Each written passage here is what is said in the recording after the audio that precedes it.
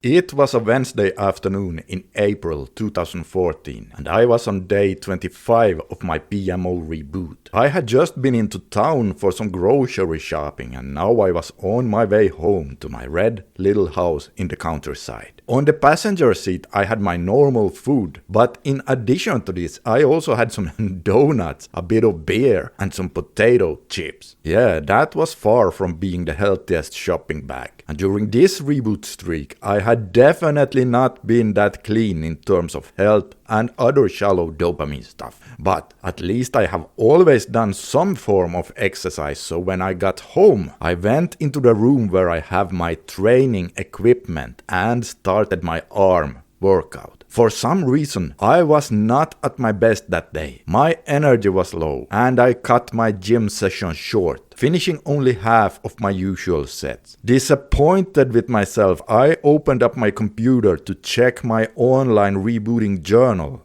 But before I got there, I quickly decided to check my emails first. Mostly spam as usual. But one email stood out, so I opened it. It was from a bodybuilding site I was subscribed to at the time, and foolishly I clicked a link inside. That link took me to another site with supplement tips, and of course in the sidebar there were some hot fitness girls. Well, before I knew it, I clicked on one of those, and that in turn took me to an even more tempting site. And from there on out, I was already inside the slippery addiction slope, and, well, 4 hours later, I was even more disappointed in myself because I had just relapsed hard. Hopelessly lost on all kinds of streaming hardcore tube sites. I have always suffered from anxiety, and during my porn addiction days it was significantly worse. The night after that relapse, my anxiety was so intense that I could not fall asleep. And the morning after, my anxiety was so overwhelming that I called in sick to work. I lied. I said I had the stomach flu and that it would be best for me to stay home for the rest of the week. And now I was also disgusted with myself for lying, and my self-esteem plummeted even further. And so in a desperate attempt to try to make up for this, I started making a plan for my next rebooting streak. God damn it, it was time for me to become a healthy beast with discipline, integrity, and self-respect. So I decided that I was going to start each morning by going for a 5-mile run, take a cold shower, and meditate for 20 minutes before I go to work. Then after work, I'm going to have a gym workout, and I need to do something for my mind as well. So I'm going to read 90 minutes of self-help stuff every single day. And also, I needed to become better in the kitchen. So I will learn to cook a new dish every day for 30 days straight. And what do you guys know? I actually did all of these things every single day for 3 whole days. After which I started slacking off, feeling even more disappointed in myself for being lazy, and then relapsing a couple of days later because I needed an escape. This, guys, is a perfect example of what not to do after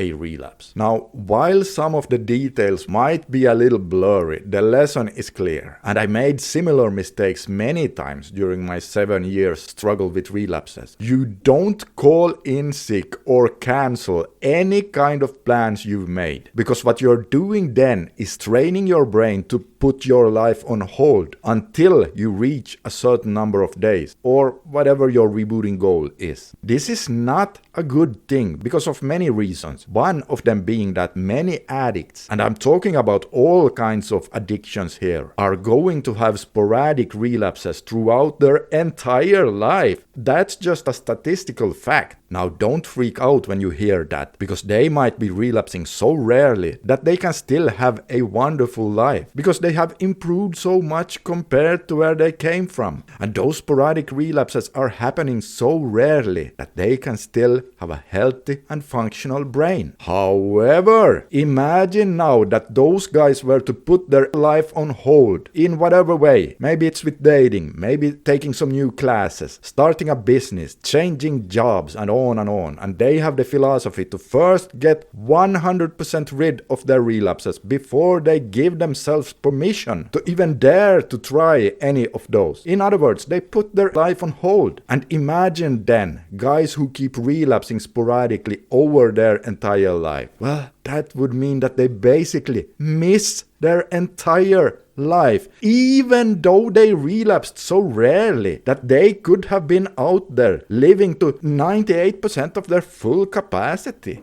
Oh, now that is a scary thought. So please guys, trust me when I say, do not let relapses put your life on hold in any way, shape or form. The other lesson from this story is, of course, to avoid the temptation of creating a super streak that is way too strict as a desperate attempt to try to compensate for feeling bad about yourself. Sure, you should always aim to improve, but if you're coming from a position of already being lazy, using a lot of cheap dopamine, and slacking your way through life, you can't then go from 0 to 100 overnight. Yes, you should exercise and improve yourself in every way you wish, but you have to build up the amount of self-improvement stuff slowly, week by week. You don't go into the gym and start doing reps with 250 pounds on the bench press either if you're not used to the gym. I hope you found my story helpful. If you did, consider subscribing for more. And if you have problems with low mood and getting things done, instead of going all crazy like I did, take a look at the video you see on the screen right here to get some seriously helpful tips on that. And speaking of energy and drive, if you want to know if your dopamine system is working for you or against you, you can use the link below and take my free dopamine quiz right now. This is Scandinavian Bob signing out for today. Subscribe for more, and I'll see you in the next one.